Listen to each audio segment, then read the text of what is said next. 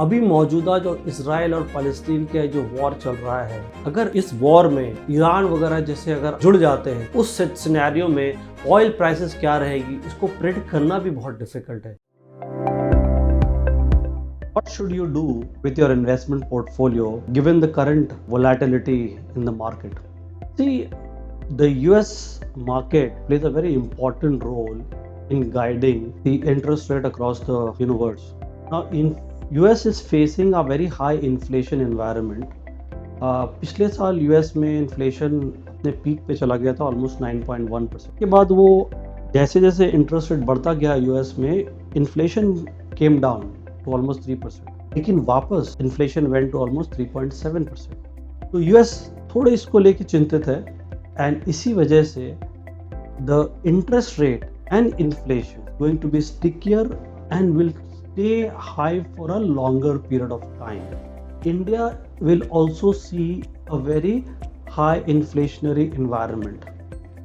Now, India has managed inflation very well because last time जो retail oil price India में बढ़ा था वो था in June 2022. फूड प्राइसेस भी गवर्नमेंट ने काफ़ी ब्यूटीफुली मैनेज किया है। इस वजह से रिटेल इन्फ्लेशन बहुत तेज़ी से इंडिया में नहीं बढ़ा है, जो कि एलिवेटेड ऑलरेडी है। So Indian bond market will also see a high inflation and a high interest rate for some time.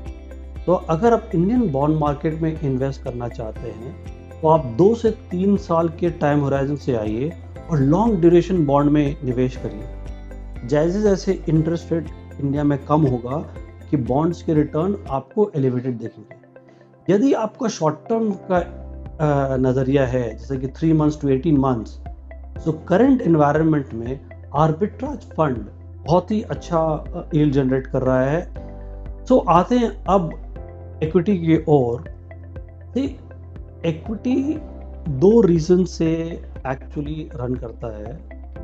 एक है अपने फंडामेंटल और दूसरे है जो लिक्विडिटी यानी कि एक्सेस मनी सिस्टम में आता है। आपने नोटिस किया होगा कि कोविड के बाद फंडामेंटल थोड़ी वीक हुई थी, लेकिन क्योंकि एक्सेस मनी था जो कि यूएस ने तेज़ी से इंटरेस्ट रेट कम किया, तो इजी मनी की वजह से इक्विटी मार्केट तेज़ी से भाग गया। अब इसका बिल्कुल विपरीत ऑपोजिट हो रहा है। लिक्विडिटी टाइट हो रही है क्योंकि इन्फ्लेशन ज़्यादा है, इंटरेस्ट रेट हाई है और ये अभी सिनेरियो अभी फ़िलहाल रहेगा।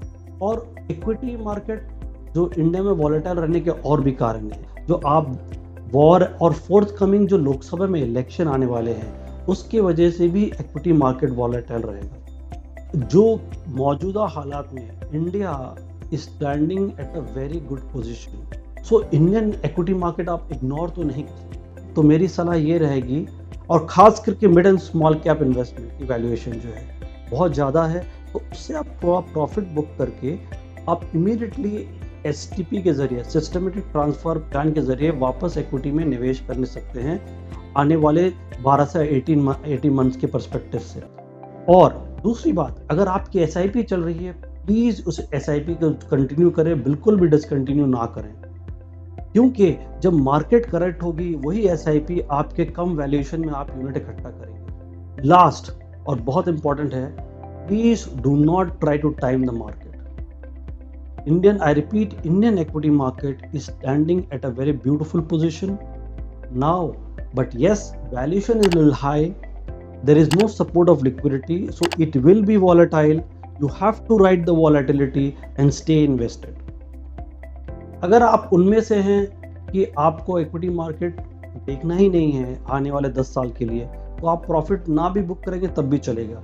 लेकिन आमतौर पे देखा गया है लोग इक्विटी मार्केट की वोलेटिलिटी से घबराते हैं, इसी वजह से आप इस दौरान में इक्विटी मार्केट से प्रॉफिट बुक करके लेकिन इमीडिएटली सिस्टमेटिक ट्रांसफर प्लान के जरिए निवेश करें। तो this is our perspective on both Indian bond and equity market. If you have any question and you want a second opinion on your portfolio, please call in this number and we will be very happy to help you.